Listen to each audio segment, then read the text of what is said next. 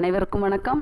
நாம் இப்போ பார்க்க போகிறது 8th ஸ்டாண்டர்ட் சோசியல் சயின்ஸ் புக்கில் ஜாகிரஃபியில் யூனிட் 1 ராக்ஸ் அண்ட் சாயில்ஸ் பாடத்தை பற்றி பார்க்க போகிறோம். ராக்ஸ் அண்ட் சாயில்ஸ் அப்படின்னா பாறை மற்றும் மண் அர்த்தம். Introduction. Have you ever noticed any mountains or rocks nearby your location or during your travel?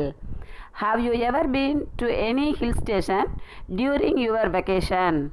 Do you know how they originated on the earth's surface? Do you know what kind of materials are used in the construction of temples, buildings, roads, flyovers, etc.? In this lesson, we will learn about rocks and soils. என்ன சொல்கிறாங்க அப்படின்னா, நாம் வீட்டுக்கு பக்கத்துலேயோ இல்லை பஸ்ஸில் ஏதாவது வாகனத்தில் பயணம் பண்ணும்போதோ மலைகள் பாறைகள் எல்லாம் நீங்கள் பார்த்துருக்கோம்ல, அதை கேட்குறாங்க. நீங்கள் பார்த்துருக்கீங்களா? உங்களுடைய விடுமுறை நாட்களில் எங்கேயாவது மலைப்பகுதிக்கு போயிருக்கீங்களா? இது பூமியோடைய மேற்பரப்பில் எப்படி உருவாச்சின்னு உங்களுக்கு தெரியுமா? கோயில், கட்டடம், சாலைகள், மேம்பாலம் இதெல்லாம் நம்ம ரோட்டில் போகும்போது பார்க்குறோம் இல்லையா? அந்த கட்டுமானங்களில் எந்த வகையான பொருட்கள் பயன்படுத்தப்படுது அப்படின்னு உங்களுக்கு தெரியுமா அப்படின்னு கேட்குறாங்க. அப்புறம் இந்த பாடத்தில் நாம் பாறைகள் மற்றும் மண்ணை பற்றி தெரிஞ்சுக்க போகிறோம்னு சொல்கிறாங்க. இன் lower classes we have studied about 4 streams of the earth, namely lithosphere, hydrosphere, atmosphere and biosphere. Lithosphere is the uppermost and significant layer of the earth. It is composed of solid rocks and consolidated materials. The literal meaning of lithosphere is the sphere of rock. கீழ் வகுப்புகளில் நம்ம சின்ன கிளாஸில் பூமியினுடைய 4 பகுதியான நிலக்கோளம், நீர்க்கோளம், வளிக்கோளம் மற்றும் உயிர்கோளத்தை பற்றி படிச்சிருக்கோம்.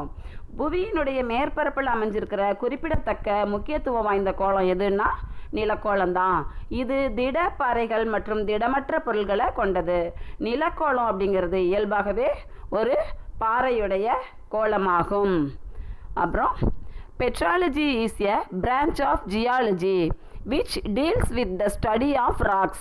Petrology is derived from the Greek word petrus, refers to rock, and logos refers to study. பாறையியல் அப்படிங்கிறது பெட்ராலஜினா பாறையியல். பாறையியல்ங்கிறது புவி மண்ணியலினுடைய ஒரு பிரிவு. இது பாறைகள் ஆய்வோட தொடர்புடையது.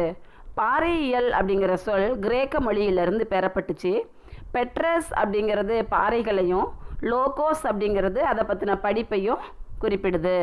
அடுத்தது பாறைகள், ராக்ஸ் தான் பாறைகள்னு சொல்கிறோம். த rocks are the solid mineral materials forming a part of the surface of the earth and other similar planets.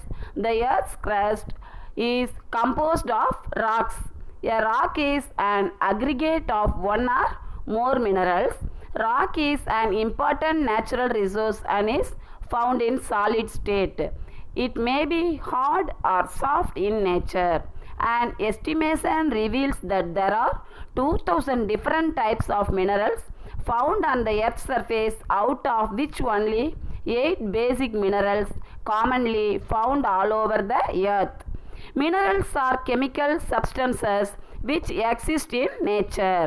They may occur either in the form of elements or compounds. நம்ம எதை பற்றி படிக்கிறோம்? ராக்ஸ்னா பாறைகள். பாறைகள்ங்கிறது திட கனிம பொருட்களால் புவியினுடைய மேற்பரப்பில் மற்ற கோள்களில் இருக்கிறது மாதிரியே உருவானதாகும். புவியினுடைய மேலோடு பாறைகளால் உருவானது. பாறைகள் ஒன்று அல்லது பல கனிம பொருட்களால் ஆனது. இது ஒரு திடநிலையில் இருக்கிற முக்கியமான இயற்கை வளமாகும். பாறைகள் இயற்கையிலேயே கடின மற்றும் மென்தன்மை கொண்டதாக இருக்குது.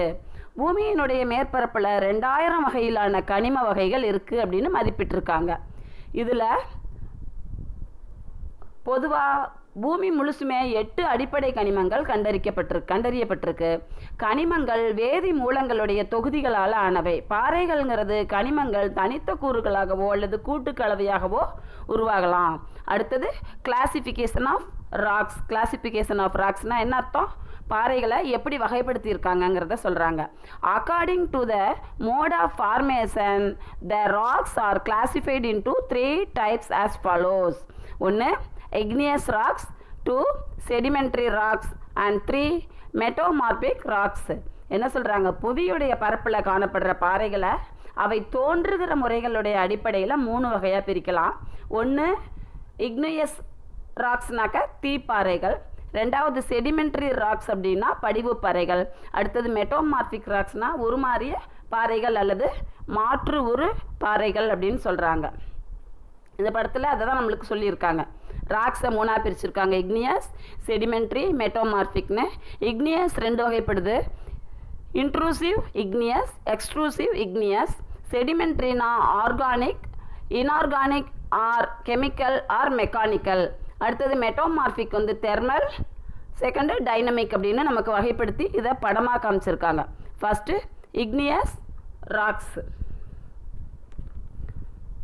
igneous ராக்ஸ்னா தீப்பாறைகள். The igneous rocks are formed by the solidification of molten magma. These rocks are also called as the primary rocks or parent rocks, as all other rocks are formed from those rocks. தீப்பாறைகள் பூமியினுடைய ஆழப்பகுதியிலிருந்து வெளியேறி உருகின பாறை குழம்பு உறைஞ்சி உருவாகிறதாகும். இந்த பாறைகள்லேருந்து மற்ற பாறைகள் உருவாகிறதால இதை முதன்மை பாறைகள் அல்லது தாய்ப்பாறைகள் அப்படின்னு நாம் சொல்கிறோம். The word igneous is derived from the Latin word ignis means fire. igneous அப்படிங்கிற சொல் லத்தீன் வேர்ட்லேருந்து பெறப்பட்டிருக்கு. igneous அப்படின்னா தீ அப்படின்னு பொருள்படும். அடுத்தது characteristics of igneous rocks. characteristicsனா என்னது, igneous ராக்கினுடைய வகைகள், வகைகள் இல்லை, பண்புகள். ஃபஸ்ட்டு தீப்பாறைகளுடைய பண்புகளை சொல்கிறாங்க. ஒன்று, these rocks are hard in nature. Second, these are impermeable. Third one, they do not contain fossils. Fourth one, they are associated with the volcanic activities. Fifth one, these rocks are useful for construction works. இப்போ தீப்பாறைகளுடைய பண்புகளை சொல்கிறாங்க. 5 பண்புகள் சொல்லியிருக்காங்க. ஒன்று, இந்த பாறைகள் கடினத்தன்மை உடையவை. ரெண்டாவது, இவை நீர் புகாத தன்மை கொண்டவை. 3, உயிரின படிம பொருள்கள் இப்பாறைகளில் இருக்காது. 4, தீப்பாறைகள் எரிமலை செயல்பாடுகளோட தொடர்புடையவை. 5, இந்த பாறைகள் கட்டுமான வேலைகளுக்கு பயன்படுகின்றன. அடுத்தது டைப்ஸ் ஆஃப் igneous ராக்ஸ் அப்படின்னா தீப்பாறைகளுடைய வகைகள். இது 2 வகைப்படுது. igneous rocks R 2 types. they are extrusive igneous rocks, intrusive igneous rocks.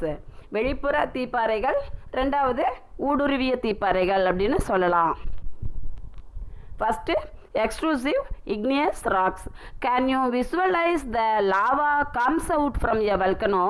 Lava is actually a fiery red molten magma comes out from the interior of the earth on its surface. After reaching the earth surface, the molten materials get solidified and form rocks. Rocks formed in such a way on the crust are called extrusive igneous rocks. These rocks are fine. These rocks fine grained and glassy in nature due to rapid solidification. Basalt found in the northwestern part of peninsular India is the example for this type of rocks. முதல்ல வெளிப்புற தீப்பாறைகள். எரிமலையில் இருந்து வெளியேறுகிற லாவாவை நம்ம பார்த்துருக்கோமான்னு கேட்குறாங்க. பூமியினுடைய உட்பகுதியிலிருந்து அதுக்கு மேல் பகுதிக்கு வர்ற செந்நிற உருகிய பாறை குழம்பு லாவா அப்படின்னு சொல்லப்படுது. பாறை குழம்பு பூமியினுடைய மேற்பரப்புக்கு வந்த உடனே குளிர்ந்து பாறைகளாக மாறுது. இவ்வாறு புவி மேலோட்டின் மேற்பரப்பில் உருவாகிற பாறைகள் வெளிப்புற தீப்பாறைகள் அப்படின்னு அழைக்கப்படுது. இப்பாறைகள் விரைவாக குளிர்றதால மெல் இலைகள் மற்றும் கண்ணாடி தன்மை கொண்டதாக இருக்கும். இந்தியாவின் வடமேற்கு தீபகற்ப பகுதியில் காணப்படுகிற கருங்கல் பாறைகள் வெளிப்புற தீப்பாறைகளுக்கு எடுத்துக்காட்டுகளாக இருக்குது. அடுத்தது intrusive igneous rocks. The molten magma sometimes cools down deep inside the earth's crust and becomes solid. The rocks formed this way is called intrusive igneous rocks. Since they cool down slowly and form crystals, hence they are called crystalline rocks. Intrusive igneous rocks are 2 types. They are plutonic rocks hypabyssal rocks.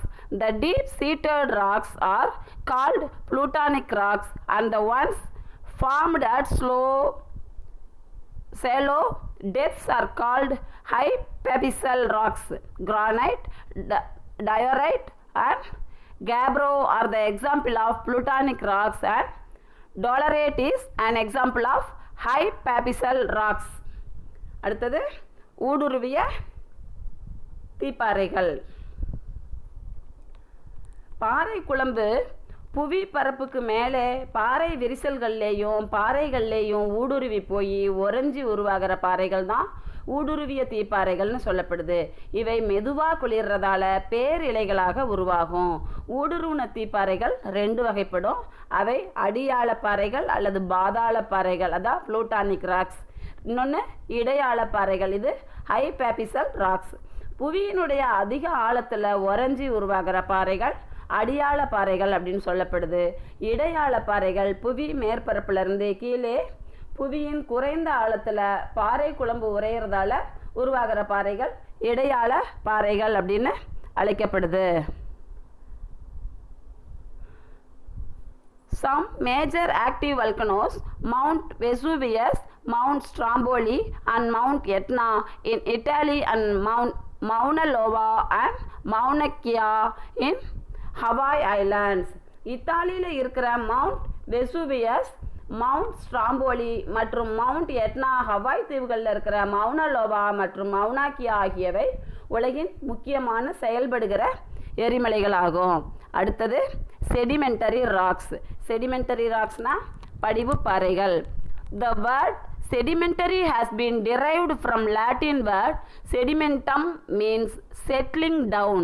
The sedimentary rocks are formed by the sedimentary derived and deposited by various agents due to high temperature and pressure. The undisturbed sediments of long period cemented to form sedimentary rocks. Sedimentary rocks consist of many layers which were formed by the sediments deposited at different periods. As it consists of many strata, it is also known as stratified rocks. அடுத்தது sedimentary ராக்னா படிவு பாறைகள். Sedimentary அப்படிங்கிற சொல் செடிமெண்டம் அப்படிங்கிற Latin வேர்ட்லேருந்து பெறப்பட்டுச்சு. அதனுடைய பொருள் என்னன்னா படிய வைத்தல் அப்படிங்கிறது. படிவு பாறைகள் அரிப்பு காரணிகளால் அரிக்கப்பட்டு, அரிப்பு காரணிகள்னால் என்னென்ன, காற்று, நீர், பனியாறுகள்லாம் படிய வைக்கப்பட்ட படிவுகள் நீண்ட காலமாக அதிக வெப்பம் மற்றும் அழுத்தத்தின் காரணமாக இறுகியதால் படிவு பாறைகள் உருவாகின்றன. இப்பாறைகள் பல அடுக்குகளை உள்ளடக்கி இருக்கு. பல்வேறு காலகட்டத்தில் படிய வைக்கப்பட்ட பொருட்கள் பல படிநிலைகளை கொண்டு இருக்கிறதால இவைகள் அடுக்கு பாறைகள் அப்படின்னு அழைக்கப்படுது. Sedimentary rocks are the important source of natural resources like coal, oil and natural gas. படிவு பாறைகள் நிலக்கரி, எண்ணெய் மற்றும் இயற்கை வாயு போன்ற இயற்கை வளங்கள் உருவாக முக்கியமான ஆதாரமாகும். அடுத்தது characteristics of sedimentary rocks. They have many layers. Second one, they are non-crystalline rocks. Third one, they contain fossils. Fourth one, they are soft and get eroded easily. இதனுடைய அதாவது படிவு பாறைகளுடைய பண்புகள், செடிமெண்ட்ரி ராக்ஸுடைய பண்புகள். ஒன்று, இந்த பாறைகள் பல அடுக்குகளை கொண்டதாக இருக்குது. ரெண்டாவது, இந்த பாறைகள் படிவுகள் அற்ற பாறைகளாக, படிகங்கள் இல்லாத பாறைகளாக இருக்குது. மூணாவது, இப்பாறைகளில் இருக்கிற உயிரின படிமங்கள் இடம்பெற்றிருக்கு. நாலாவது, இப்பாறைகள் மென் தன்மை உடையதாகவும் எளிதில் அரிப்பதற்கு ஏதுவாகவும் உட்படுத்தப்படுது. இதை விளக்கிற படம் இங்கே இருக்குது, போட்டிருக்காங்க. ஃபார்மேஷன் ஆஃப் செடிமெண்ட்ரி ராக்ஸ் அப்படின்னு சொல்லி போட்டிருக்காங்க. அடுத்தது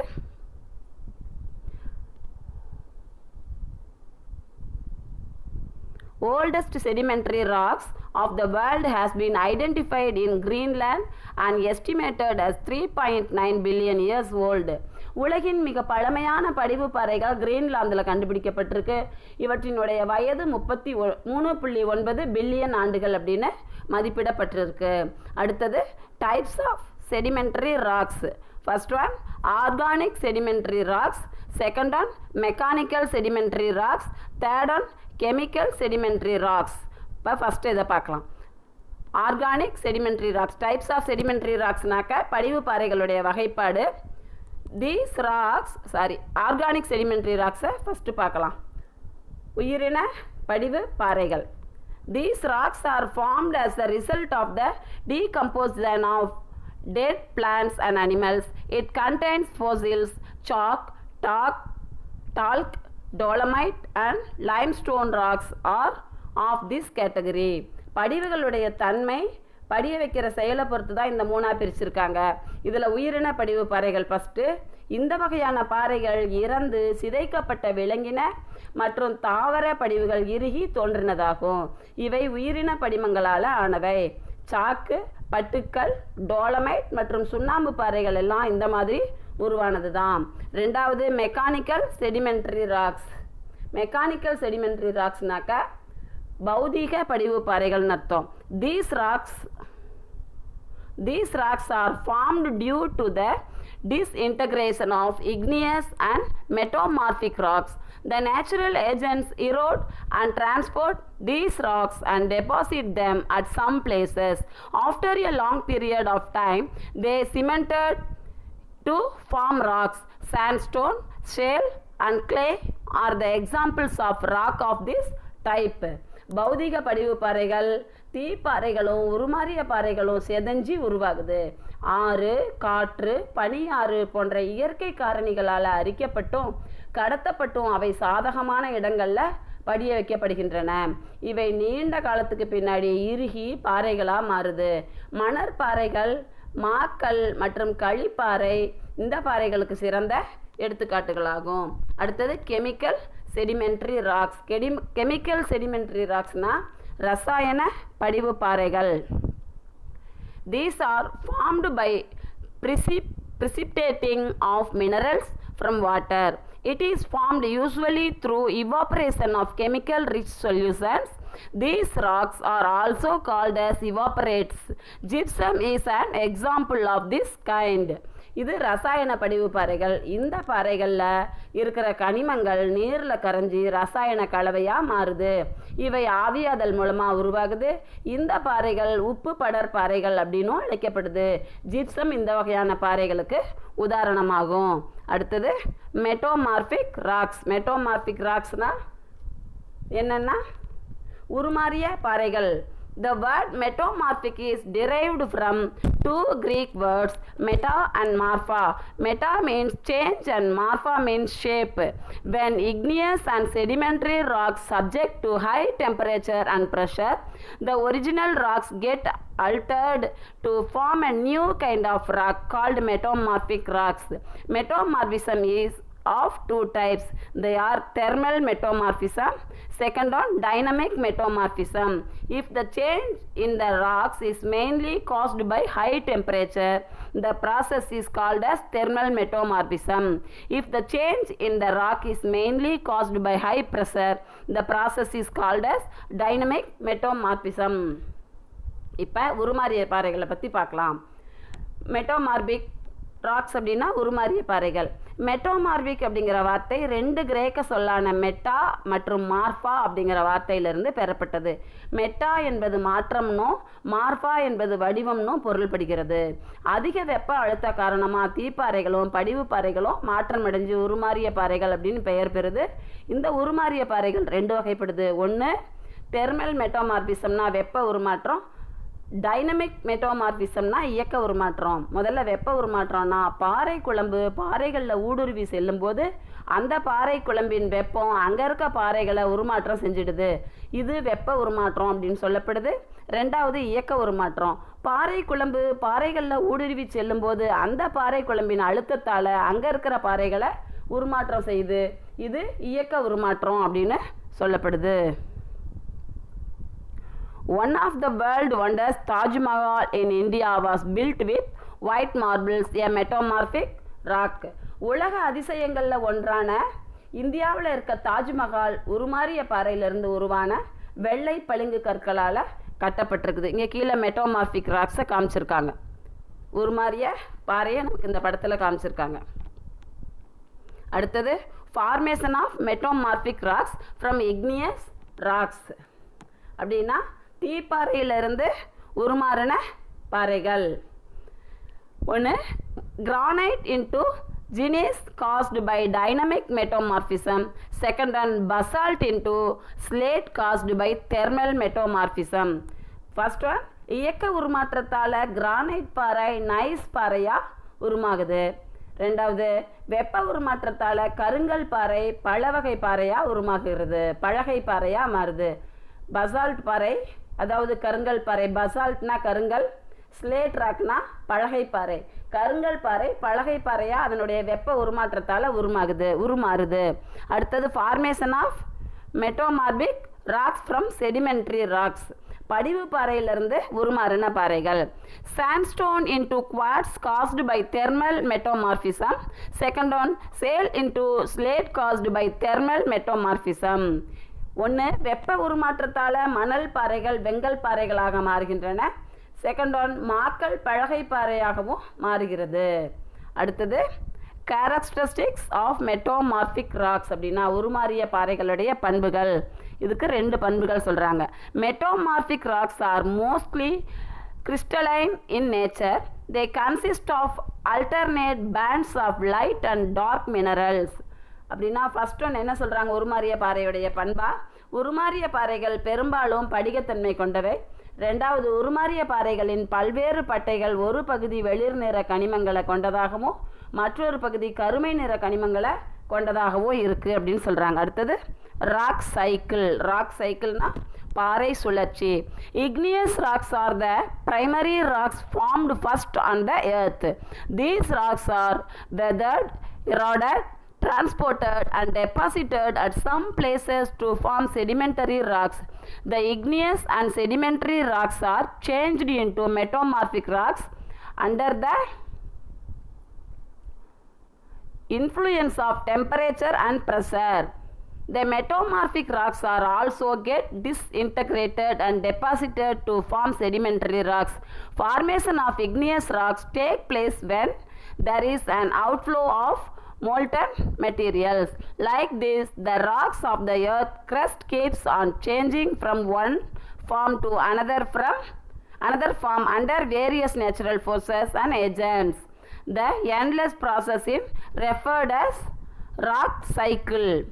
பாறை சுழற்சி. தீப்பாறைகள்ங்கிறது பூமியில் தோன்றின முதன்மையான பாறையாகும். இந்த பாறைகள் சிதவடைஞ்சு அரித்தல், கடத்துதல் மற்றும் படிய வைத்தலால் படிவு பாறைகளாக உருவாகுது. தீப்பாறைகளும் படிவு பாறைகளும் வெப்பம் மற்றும் அழுத்தத்தின் காரணமாக உருமாறிய பாறைகளாக மாற்றம் அடையுது. உருமாறின பாறைகள் சிதைக்கப்பட்டும் கடத்தப்பட்டும் மற்றும் படிய வைக்கிறதால படிவு பாறைகள் உருவாகுது. உருகிய பாறை குழம்பு புவியின் உட்பகுதியிலிருந்து வெளியேறி புவியினுடைய மேற்பரப்பில் அல்லது புவிக்கு உட்பகுதியிலோ குளிர்ந்து தீப்பாறைகளாக மாறுது. புவியின் மேலோட்டு பகுதியில் பாறைகள் பல்வேறு இயற்கை சக்திகள் மற்றும் புற காரணிகளால் பாறைகள் ஒரு நிலையிலிருந்து மற்றொரு நிலைக்கு மாறுகின்றன. இத்தொடர்ச்சியான செயலே பாறை சுழற்சி அப்படின்னு சொல்கிறோம், ராக் சைக்கிள்னு. அடுத்தது quartzite and marble are the rocks commonly used for construction and sculpture works. Marbles are widely used for making beautiful statues and decorative items such as vase, tinny, gift articles, and grinded marble is used to produce plastics, paper, etc. Quartzite மற்றும் சலவை கற்கள் பொதுவாக கட்டுமானம் மற்றும் சிற்ப வேலைப்பாடுகளுக்கு பயன்படுத்தப்படுது. சலவை கற்கள் பரவலாக அழகான சிலைகள், அலங்கார பொருட்கள், குவளை, சிறிய பரிசு பொருட்கள் தயாரிக்க பயன்படுது. சலவை கற்களுடைய துகள்களிலிருந்து நெகிழி, காகிதம் போன்ற பொருட்கள் உற்பத்தி செய்ய பயன்படுகிறது. இவ்வளோ நேரம் பொறுமையாக கவனித்ததுக்கு நன்றி. இதுக்கப்புறம் யூசஸ் ஆஃப் ராக்ஸ்லேருந்து நம்ம நெக்ஸ்ட் வீடியோவில் பார்ப்போம். தேங்க்யூ.